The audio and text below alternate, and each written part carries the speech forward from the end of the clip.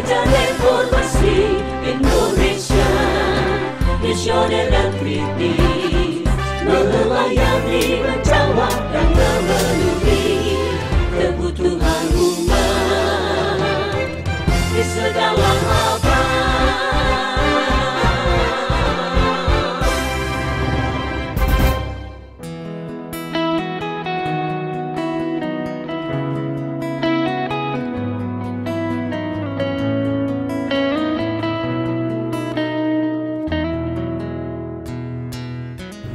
Korintus pasal 15 ayat 8 sampai 11. 1 Korintus pasal 15 ayat 8 sampai 11. Demikian dicatat oleh Paulus. Dan yang paling akhir dari semuanya, ia menampakkan diri juga kepadaku, sama seperti kepada anak yang lahir sebelum waktunya. Karena pada orang yang paling hina dari semua rasul, bahkan tidak layak disebut rasul, sebab aku telah menganiaya jemaat Allah. Tetapi karena kasih karunia Allah, aku adalah sebagaimana aku ada sekarang. Dan kasih karunia yang dianugerahkannya kepadaku tidak sia-sia. Sebaliknya aku telah bekerja lebih keras daripada mereka semua. Tetapi bukannya aku, melainkan kasih karunia Allah yang menyertai aku. Sebab itu, baik aku maupun mereka, demikianlah kami mengajar, dan demikianlah kamu menjadi percaya. Dalam Roma pasal 5, 16 dan 17 yang menjadi latar belakang inspirasi lagu Amazing Grace, dikatakan, tetapi karunia Allah tidaklah sama dengan pelanggaran Adam. Sebab jika karena pelanggaran satu orang, semua orang telah jatuh di dalam kuasa maut, jauh lebih besar lagi kasih karunia Allah dan karunianya yang dilimpahkannya atas semua orang karena satu orang, yaitu Yesus Kristus. Dan kasih karunia tidak berimbang dengan dosa satu orang, sebab penghakiman atas satu pelanggaran itu telah mengakibatkan penghukuman, tetapi penganugerahan karunia atas banyak pelanggaran itu mengakibatkan pembenaran. Saudaraku yang terkasih di dalam Yesus Kristus Tuhan, Paulus sadar betul ia adalah rasul yang paling hina, karena itu sudah membunuh banyak pengikut Kristus yang menjadi musuh sang juru selamat, yang berpikir dalam keyakinan keagamaannya, menegakkan keyahudian dalam perspektifnya adalah kebenaran yang unggul. Tetapi kemudian dia sadar ia salah. Ia bukan penjahat seperti John Newton yang tak pernah menghargai perempuan, mengobral hawa nafsunya, menjual manusia untuk melanjutkan hidupnya berbahagia di atas penderitaan orang lain. Paulus memelihara kesucian hidupnya. Paulus berpuasa 1 minggu 2 kali sebagai Farisi. Paulus hidup beragama secara luar biasa, lebih baik dari kebanyakan orang, bahkan menjadi luar biasa karena diwujudkannya dalam pembelaan agama yang hebat dengan membunuh tiap orang yang berbeda dengan keyahudian. Paulus bukan gaya seorang yang sangat Paulus bukan gaya seorang yang sangat unggul dalam agama Yahudi, murid dari seorang Gamaliel, bukan orang bodoh, orang cerdas yang pintar. Paulus yang brilian, mengembalikan segala otaknya, pikirannya, kemampuannya, mulai belajar mengenal Tuhan di dalam hidup. Karena dia berkata, aku yang terakhir kali Kristus menampakkan diri padaku. Sebelum kenaikan, Yesus menampakkan diri kepada rasul. Setelah kenaikan, kembali Yesus dalam pertemuan yang khusus mensapa Saulus yang kemudian menjadi Paulus dan hidup melayani. Oleh karena itu Paulus mengungkapkan kepada orang-orang di Roma bagaimana kejatuhan ke dalam dosa adalah kengerian. Entah apa dosamu, mungkin engkau berjalan seperti seorang John Newton, atau mungkin engkau seperti William Cowper yang menyia-nyiakan banyak hidupnya, yang hidup tidak tertib dan tidak beraturan, yang berambisi untuk maju tetapi tidak tahan terhadap goncangan cita-cita. John Newton terganggu jiwanya. Puncak klimaksnya pada waktu dia ada kesempatan menjadi anggota dewan yang menghadapi sebuah ujian. Ketegangan yang begitu luar biasa. membuat ia mengalami goncangan dan sakit jiwa berkepanjangan. 1,5 tahun lebih ada di rumah sakit sampai dia bertemu dengan John Newton dan mereka boleh menciptakan tercurah yang kudus didadikan. Itu adalah lagu yang dikarang oleh William Cowper yang senapas dengan lagu Amazing Grace. Saudaraku, orang-orang ini bergumul dengan zamannya. Orang-orang ini memenangkan pertarungannya. Mereka bertanding untuk melakukan apa yang menjadi kehendak Allah. Zaman kita menjadi zaman yang cengeng. Zaman kita menjadi zaman yang tidak mampu lagi menyadari kasih karunia Allah. Sadarilah betapa besarnya dosa, kejatuhan yang mengakibatkan penghukuman yang mengerikan, kebinasaan yang memisahkan kita dari kehidupan yang seharusnya menjadi milik dalam perjuangan. Tetapi kemudian kita kehilangan semuanya. Kita menuju titik nadir kita. Kita binasa. Entah karena perilaku agama kita yang luar biasa, sampai kita menyingkirkan Kristus dari keagamaan. Entah karena patriotik kepada keyakinan kelompok ideologi kita, sampai kita berpikir kita yang paling benar. Hingga seperti John Newton yang memperjualbelikan orang tanpa perasaan, yang mengumbar hawa nafsunya dalam pengertian. John Newton, William Cowper mempunyai persamaan hidup menjadi anak yatim sejak usia 6-7 tahun. John Newton kehilangan itu.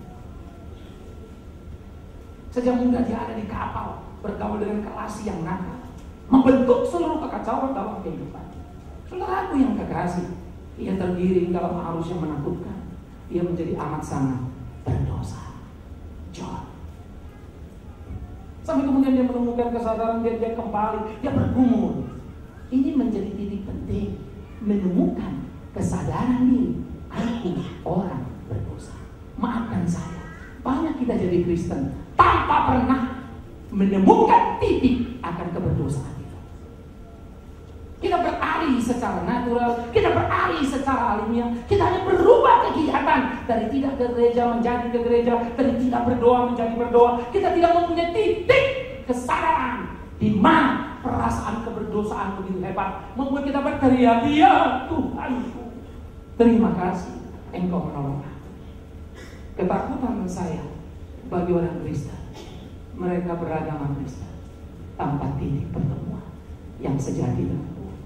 Pendeta-pendeta Inggris telah membuktikan kepayahan mereka dalam melayani. Pendeta-pendeta Inggris sangat tenang dalam singgasana yang mereka duduki. Berbagai fasilitas datang dan itu yang mereka cari. Tak ada kepekaan untuk mendengarkan suara Nabi. Tak ada kepekaan untuk memperhatikan pekerjaan Tuhan yang Tuhan sudah gerak. Mirip seperti ketika Samuel muncul di kekeringan, kesunyian, kesepian Israel yang tak lagi mempunyai suara yang benar. Karena Imam Eli pun tak berdaya untuk menggarap dan membentuk anak-anaknya menjadi imam yang baik. Tiap zaman Tuhan munculkan orang. Tiap zaman Tuhan mengangkat tiap orang bertarung dalam kehidupan. Saudara-saudaraku yang kekasih, di titik mana kita jatuh dan berdosa, maka tidak mungkin kita menyadari kengerian kedalaman titik itu tanpa pengertian akan firman itu. Tetapi jika kita mempunyai pengertian akan firman itu tetapi tidak menemukan titik kesadaran akan keberdosaan, maafkan saya, engkau akan menjadi orang Kristen kebanyakan yang akan pergi ke gereja karena harus ke gereja, melayani karena ritual dan seterusnya. Engkau tidak akan pernah menemukan kenikmatan. Berdoalah, kau menemukan titik kesadaran, bukan hanya titik pengertian akan keimanan. Betapa besarnya dosa manusia, maka betapa lebih amat sangat besar kasih karunia Allah. Karena jika kasih Allah sama besarnya dengan akibat dosa, maka kasih itu tidak akan mampu menutupinya. Kasih itu tidak akan bisa mengampuninya. Kasih jauh lebih besar daripada dosa manusia, sehingga mampu membersihkannya, mampu menutupinya. Itu yang Yesus kerjakan di atas bukit Golgota. Itu tidak ekuivalen. Itu amat sangat luar biasa, tidak terukur oleh apapun. Karena itu mau dengan apa kita mengukur hasil pelayanan kita kepada Kristus Tuhan kita? Dengan apa kita bisa menepuk dada dan berkata, aku sudah melakukan apa yang menjadi kehendak Tuhan? Hanya kebodohan saja yang membuat kita merasa unggul dalam pelayanan. Hanya kebodohan saja yang membuat kita merasa kita terlalu hebat lebih dari yang lain. Bagi saya, belajar menjadi hebat itu sederhana. Bagi saya, bukan saja belajar menjadi unggul pun itu soal sederhana. Saya tinggal mengayunkan langkah demi langkah. Saya melihat masa depan yang luar biasa untuk bertumbuh. Kalau hanya untuk ketenaran, kalau hanya untuk keuntungan, ketakutan dan pergumulan, justru bagaimana aku melawan arus perjalanan yang Tuhan bawa naik, tetapi hati makin sulit sekali. Untuk makin mengalami, makin memahami kehendaknya. Betapa beratnya. Kadang-kadang fasilitas kenikmatan pergaulan bisa membuat saya masuk areal kemapanan, comfort zone, yang kadang-kala juga bisa mengganggu nyala api dalam melayani. Betapa tidak sederhana untuk mengerti kasih Allah, saudaraku. Oleh karena itu pergumulan, pertandingan, kesadaran besarnya anugerah dengan korban Kristus itu, keselamatan yang kita peroleh itu harusnya menjadi semangat yang kuat. Betapa besarnya pula gema panggilan di dalam diri kita yang berkumandang, yang membuat kita tak pernah bisa berhenti mengayunkan langkah untuk melayani. Pernahkah engkau berpikir bahwa engkau sudah berbuat yang terbaik? Maafkan aku, terlalu sulit mencari setiap orang melakukan yang terbaik dalam hidupnya. Karena jika itu terjadi, alangkah indahnya kekristenan. Gereja akan bersinar. Saya belum melakukan semua yang terbaik yang saya bisa. Kadang saya berhenti istirahat menikmati kelegaan bagian saya. Saya suka pada satu waktu John Newton ditanya oleh rekan, John, kau mulai kabur dan tak lagi bisa membaca. Kau sudah semakin menua. Umurmu sudah 80 lebih. Berhentilah. Dia hanya mengucapkan satu kata. Mungkinkah si kelasi penjahat ini, mungkinkah si pendosa ini berhenti memuliakan Allah, berhenti melayani Allah selama dia masih bisa bergerak? Tidak. Sampai maut memanggilku, biarlah aku dipanggil ketika melayani. Saya bukan satu kali mengelaborasi, menggali, mengeksplorasi seluruh pemikiran-pemikiran daripada John. Pergumulan. Saya membaca banyak sekali karangan-karangan lagu yang menggugah saya. Fanny Crosby yang buta, bukan seorang pengkhotbah, tapi yang mengubah wajah gereja dengan sentuhan lagu yang menjadi berkat bagi banyak.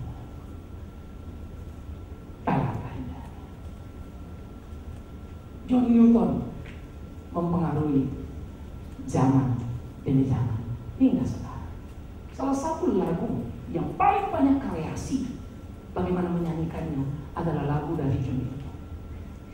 Dari lagu standar dinyanyikan dengan musik rakyat, termasuk salah satu band dari Scotland mengubah lagu ini menjadi berkat yang luar biasa. Hari ini saudara mungkin menyaksikan banyak kali jenis musik. Yang menjadi persoalan bukan soal apa jenis musiknya, tapi dia yang menyanyi mengembalikan yang untuk Tuhan. Yang menjadi persoalan bukan sebagus apa suaranya, tapi hati mereka pun menyanyi. Itu harapan saya. Sehingga tiap kali hati itu terbuka, semakin berpikir untuk melakukan apa yang seharusnya dilakukan dalam kehidupan. Alam sampai sedemikian rupa menjadi keindahan yang dikembalikan kepada dia. Bukankah itu mimpi? Seharusnya itulah yang kita nantikan di kehidupan kita. Karena itu Amazing Grace seharusnya menyadarkan kita bagaimana pergumulan kehidupan menjadi jalan yang terus harus kita lalui. John Newton tak pernah berhenti untuk menceritakan pertobatannya. Itu selalu muncul dan diulang-ulangnya. Karena dia hanya mau berkata, itu selalu mengingatkanku di mana posisiku. Bukan karena dia tak bisa menentukan. Alangkah indah. Karena itu menjadi titik penting bagaimana dia menemukan dan mengenal kebenaran. Yesus Tuhan kita yang mati dan bangkit naik ke surga. Yesus yang naik memberikan kepastian pengharapan bukan saja di kesementaraan, tetapi menanti kekekalan. Alasan apa kita tak melayani dia? Alasan apa kita takut dalam hidup ini? Karena itulah Paulus berkata, jika aku boleh kembali dan memilih, aku akan kembali kepada Bapa. Tetapi waktu aku hidup, aku tahu aku harus melayani kalian. Paulus tidak terlalu pusing dengan duri yang sakit, yang mula-mula dia berteriak, Tuhan cabutlah. Tapi Tuhan berkata, tidak Paulus, cukup kasih karuniaku bagimu. Paulus menanggung sakit aman sana. Saya tidak bisa membayangkan tahun ini agenda-agenda pelayanan yang saya harus kerjakan. Saya tidak bisa membayangkan tahun ini yang pemikiran yang harus saya wujudkan. Terasakan sangat berat dan semakin menggila. Saya normal dan juga ingin berhenti, tapi saya juga digugat lagi oleh sebuah rasa. Apakah itu akan menjadi baik bagiku? Seringkali aku tak tahu memilih. Ketika ada Tuhan di situ, maka aku akan melayani dia. Sekalipun aku sering bertanya, sebetulnya aku sedang melayani dia atau melayani diriku? Betapa tipis bedanya. Maka doaku, ya Tuhanku, tolong aku, supaya aku ketika melayanimu seperti apa yang kau mau dan juga yang kulakukan di hidupku, dan aku tidak lari dari situ.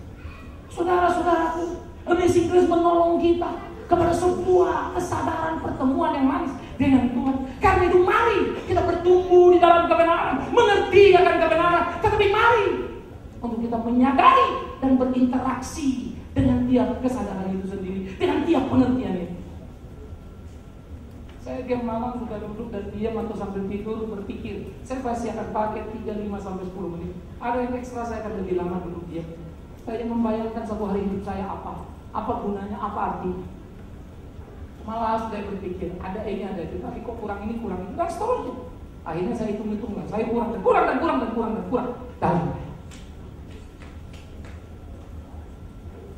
Pulang di Australia langsung saya kontak kantin. Senin malam pagi, Selasa pagi sudah ada bisa. Selasa siang TPRI minta di luar schedule untuk kata-kata penutup di tiap acara.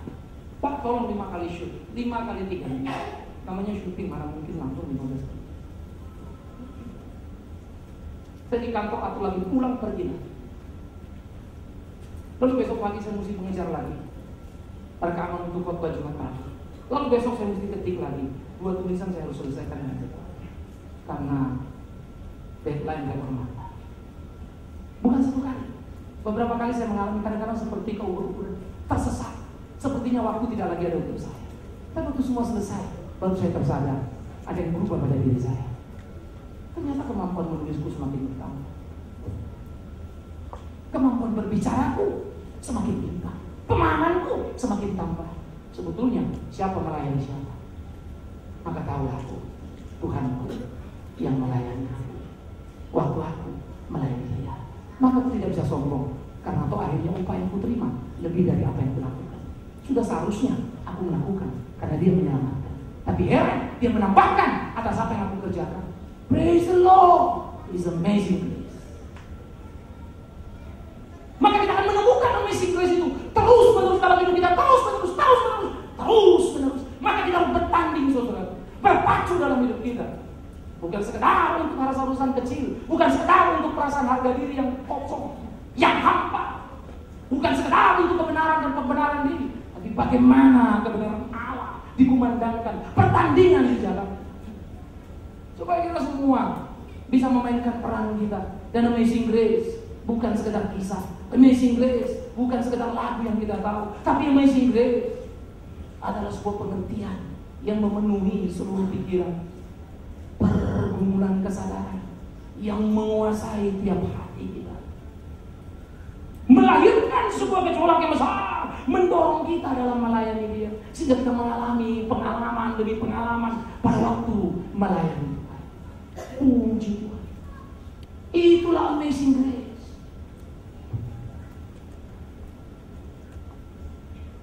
Saudara, ayo kita bertanding dalam hidup ini. Mari kita mulai berpikir, kalau satu waktu kita dipanggil Tuhan, jangan selalu pikirkan surga saja. Puji Tuhan, nanti mati masuk surga. Bagus kalau kau memang masuk. Saya khawatir kau terlalu GR, ternyata nggak masuk. Coba pikirkan hidupmu apa yang kau lakukan. Nah, hitung kan.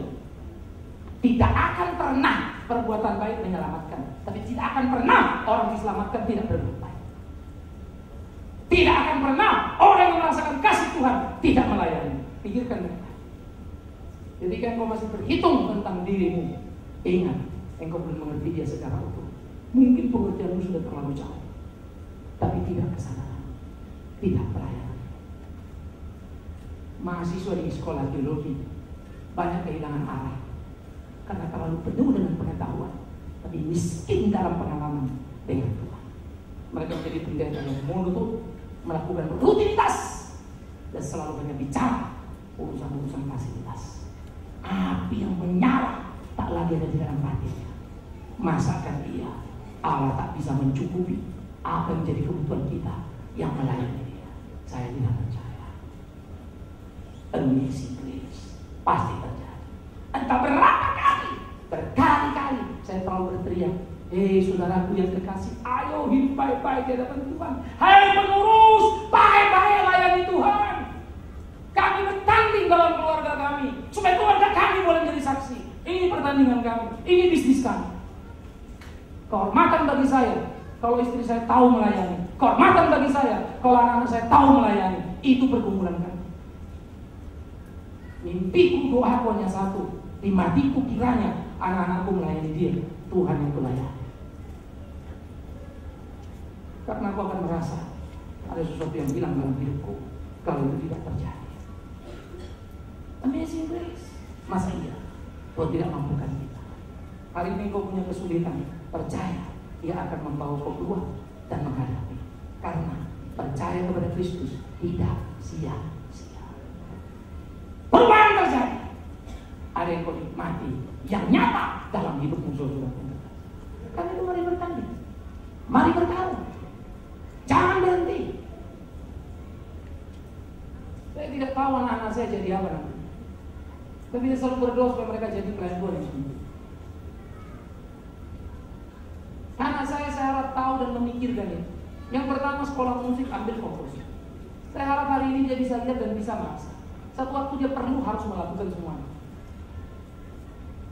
supaya otaknya bersih untuk melayani Tuhan, mengembalikan apa yang Tuhan sudah berikan kepada dia. Kalau Tuhan berikan dia mampu bermain musik, kalau anak saya diberi kemampuan menyanyi, biar dia pikir baik-baik hidup yang lain.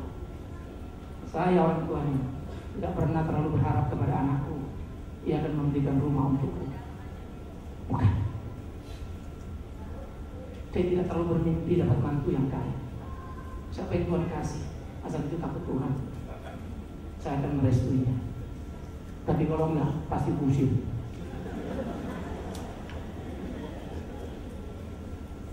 Saya nomor 2 ambil kedokteran. Saya harap dia ingat kalimat amazing grace.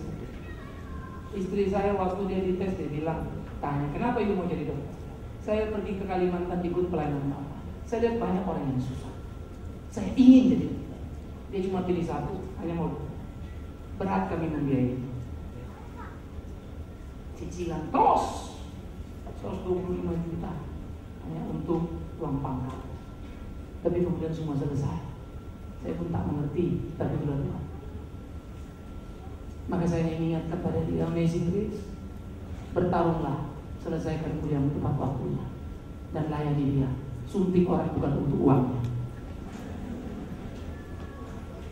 kasih sayang untuk boleh mengekspresikan dan melakukan. Saudaraku, saya menemukan banyak sekali penginjil-penginjil yang unik, yang kadang-kadang pemahaman mereka itu nyeleneh. Mereka cenderung liberal, tapi hidup cinta kasihnya luar biasa sekali. John Newton ketika turun di darat usia sudah lanjut, dia justru mengambil studi dan terus sampai menyelesaikan pendidikan teologi. Hebatnya, dia pakai waktu dan dia mau belajar. Ditolak oleh gereja, kata nggak punya pengalaman, nggak punya ini, nggak punya itu.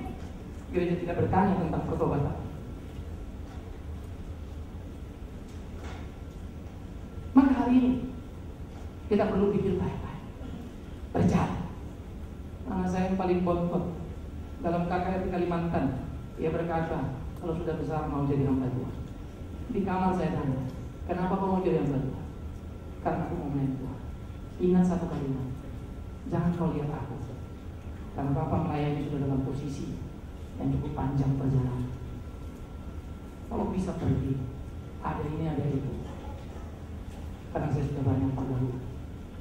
Mungkin kau akan mulai dengan kesusahan, dan ingat, jangan pernah melayani hanya untuk mendapatkan tumpukan uang. Maka celaka kalau dia jadi seperti itu. Saya akan membekali dia, saya akan bawa dia kuliah umum, ambil dulu, belajar bergaul di dunia lepas, termasuk sekolah teologi yang lebih mahal. Itu mirip perjalanan saya. Tapi apakah semua berakhir mulus? Saya nggak tahu. Yang saya tahu cuma satu, amazing grace. Pertandingannya ada di hidupku, ada di langkahku. Akankah aku melangkah dalam kebenaran, hidup melayani dengan benar? Maka rasanya aku boleh berhak dan berteriak, ya Tuhan, tolong anak-anakku menjadi seperti apa yang Kau mau. Mari saudara, amazing grace itu bukan barang receh. Engkau seringkali berdoa supaya anakmu baik, tapi engkau tidak melayani baik-baik. Engkau mau anakmu rajin, tapi kau sendiri tidak tahu rajin. Engkau mau anakmu tanggung jawab, tapi kau sendiri kurang melakukannya. Apa hakmu berdoa di hadapan Tuhan? Kau akan berkata apa kau teriak? Tapi amazing grace, jelek pun kita seringkali berkata tak berhenti. Itu kadang-kadang membuat saya tidak setuju dengan Tuhan. Apa maksud Bapak? Iya, aku bilang Tuhan kau terlalu baik, maka mereka kurang ajar. Kalau Tuhannya tampar saja langsung, supaya baik semuanya. Tapi ternyata tidak juga. Lihatlah perjalanan Mesir menuju tanah perjanjian. 40 tahun mujizat tiap hari tak membuat orang Israel menjadi baik dan melayani. Awas, jangan terjebak. Ayo saudaraku, kita bangun dan merenungkan, memikirkan pertemuan yang indah dengan Tuhan. Kita bangun memikirkan dan melayani sehingga semangat amazing grace betul-betul mewarnai, mendominasi seluruh kehidupan kita. Sehingga kita boleh melakukan apa yang menjadi kehendak Tuhan kita. Kita yang dulu begitu sesat, kita yang dahulu begitu kacau, diselamatkannya. Siapa kita? Seharusnya kita dibinasakannya.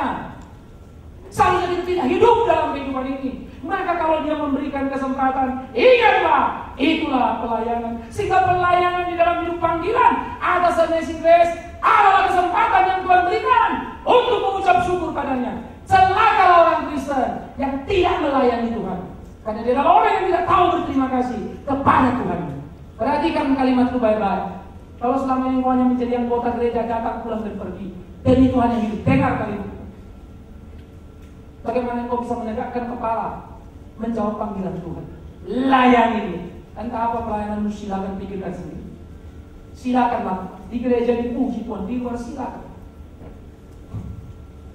Tetapi layani itu opportunity. Saya suka ketika Paulus berkata, celakalah jika aku lupa berhenti memberitakan Injil. Saya bangga pada Samuel pada waktu dia berdiri di depan orang Israel dan berkata, berdosa aku kalau berhenti mendoakan kalian. Wow, dalam sekali tanggung jawab itu.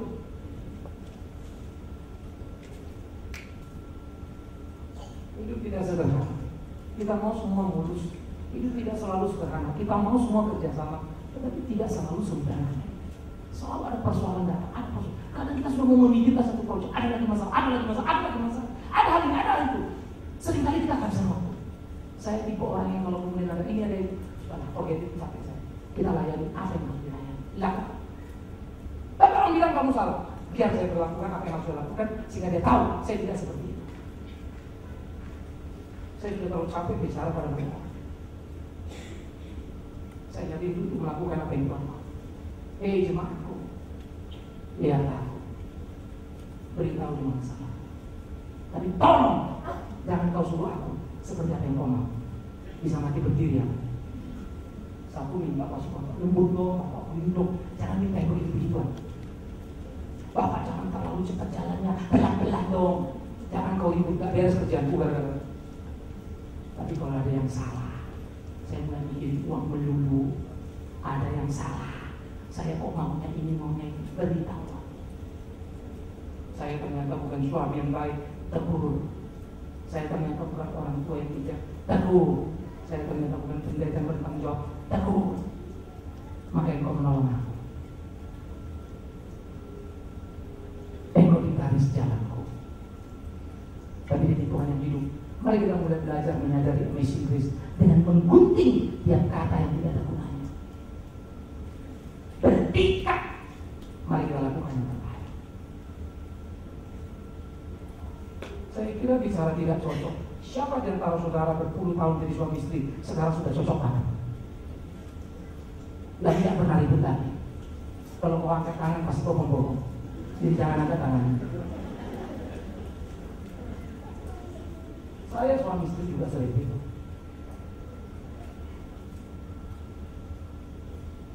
Tapi kita bukan ribut yang kemudian saling menyakiti dan menyadari. No.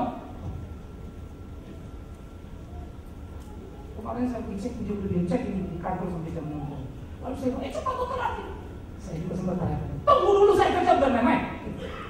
Karena saya marah dia gangguin saya lagi saya urus saya lainnya. Itu saya pikir kayaknya kencang amat gitu ya. Tapi dia tahu waktu saya pegang, langsung dia mengerti suaminya mencintainya.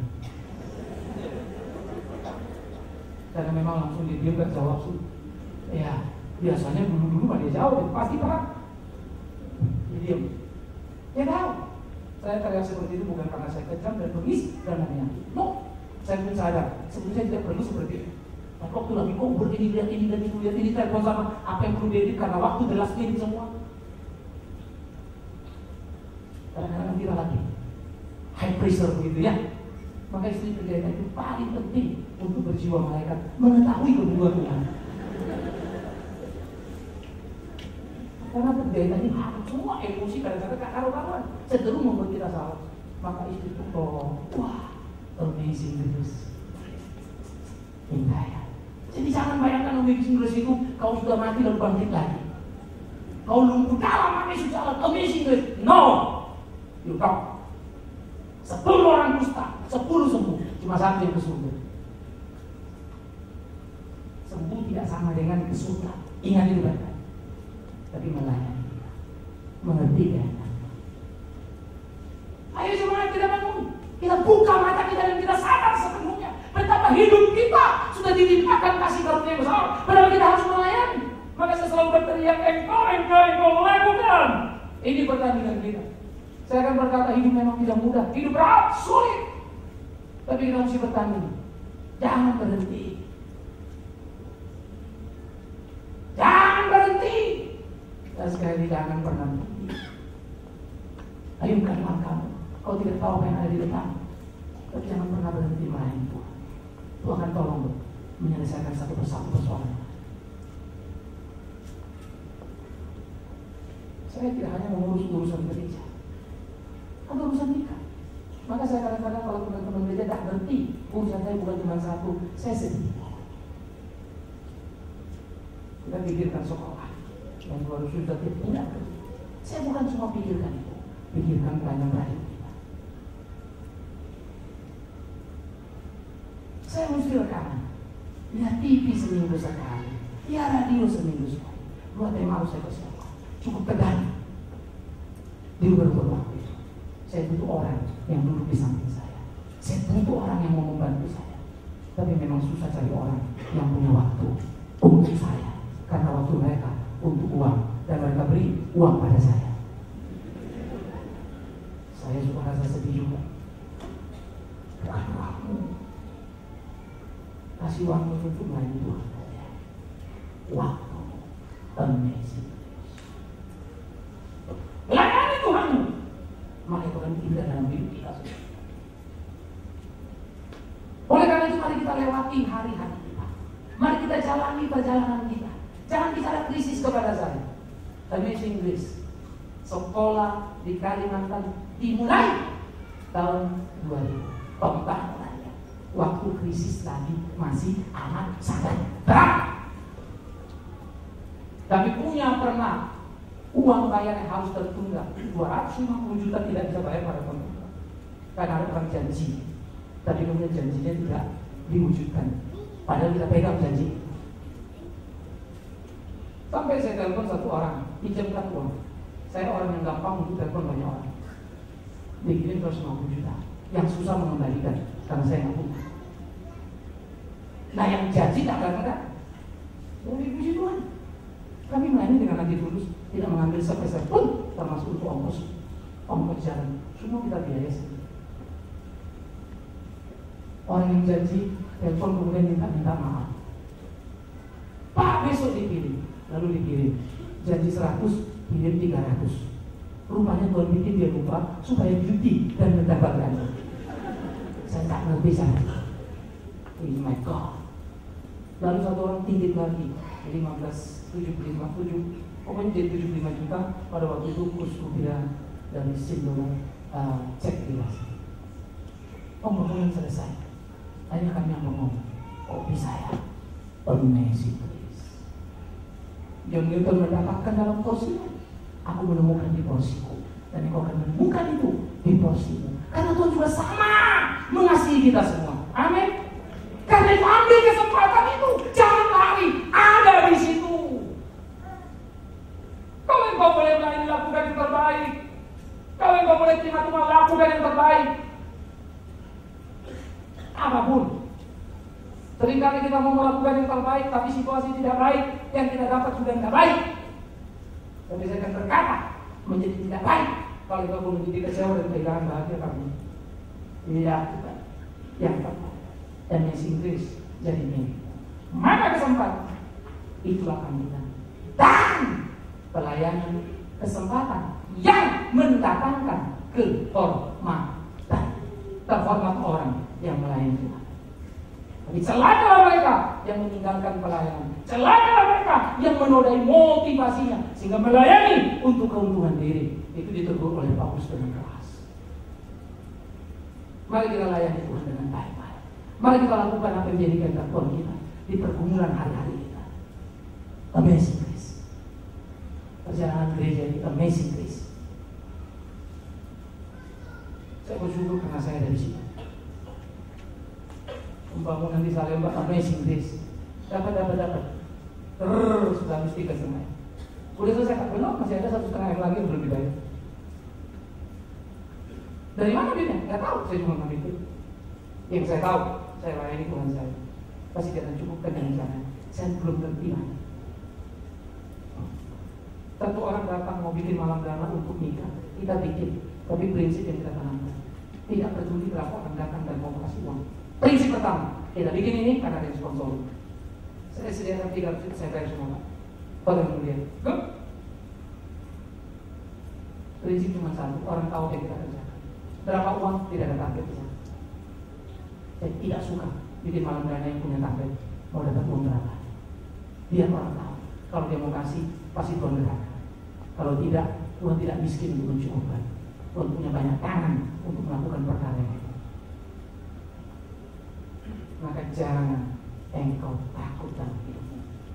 Tuhan akan menolong. Tuhan akan mencukupkan hari-hari. Ini perjalanan. Ini pertandingan, ini pertarungan saudara. Yang harus kita lakukan dalam hari ini.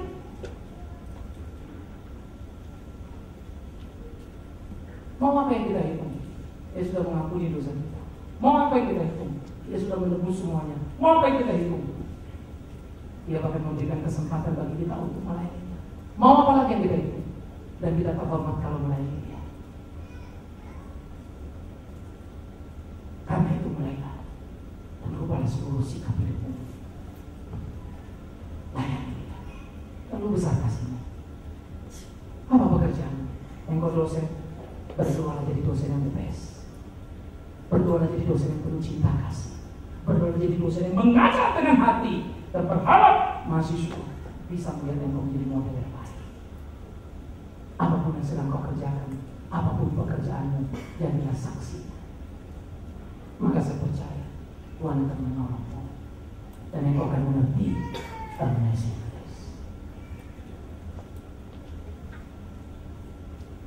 Saudaraku yang terkasih, mau ambil bagian, layani saja. Mau di tempat ini, puji Tuhan. Tempat lain, puji Tuhan. Tapi sadarilah, Tuhan memberi ladang padamu. Adalah di sana. Dan akhirnya, Amazing Grace buat siapa? Kau dan aku yang percaya. Amazing Grace. Pertanyaan berikutnya, apa buktinya? Di saat aku melihat ada amazing grace di hidupmu, sehingga aku melihat ada perubahan hidupmu, dan aku melihat arahmu yang menjadi lain, dan aku melihat bagaimana seluruh orientasimu bukan lagi to myself, but to my God. Dan aku melihat engkau tak lagi berhitung apa yang menguntungkanmu, tapi kau berhitung apa yang bisa menyenangkan dia. Dan kau melihat itu pula di hidupku, sehingga kita saling mengamati, saling mengingatkan. Amazing grace.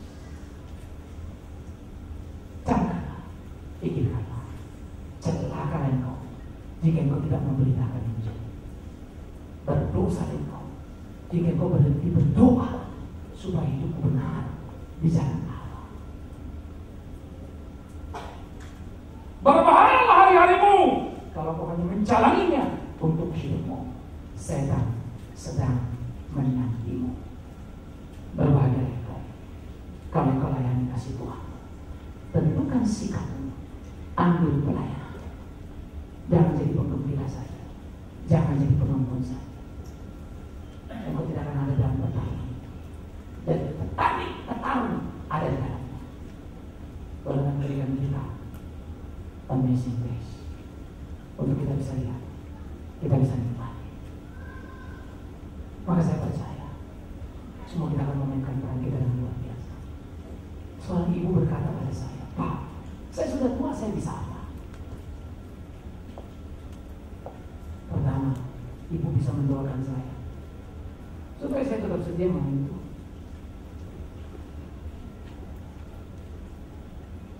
Ibu bisa lihat cucu, karena anak kita seringkali saking sibuknya kerja lupa untuk membawa anak-anak itu beriman yang benar. Maka nenek memainkan peran yang hebat. Opa punya kesempatan yang bagus. Lakukan itu. Sampai kapan, Pak? Sampai Tuhan mengambil nafasmu.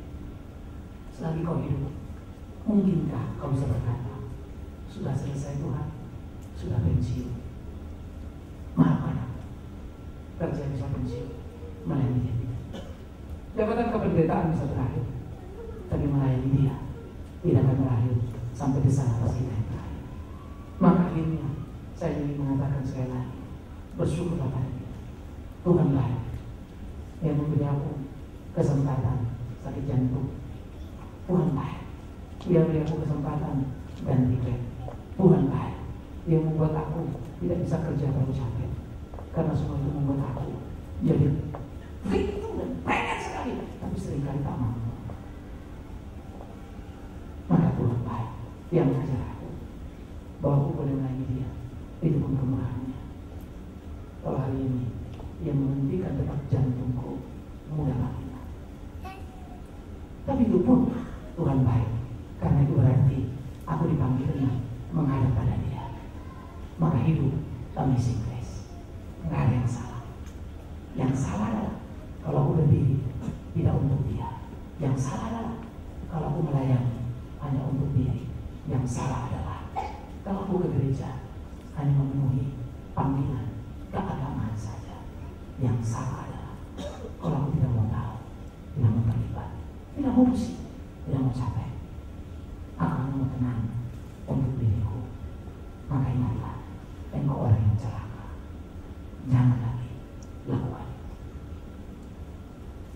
Kiri kanan boleh jauh, kiri kanan boleh jelek, kiri kanan boleh banyak bagusan Tuhan, tapi engkau harus jadi terang, engkau harus jadi berkat, engkau harus ada. Dan janganlah selalu menemukan amazing grace, bukan dalam kata-kata saja, bukan dalam lagu saja, tetapi dalam kehidupan yang nyata. Maka biarlah itu kita alami dalam hidup kita.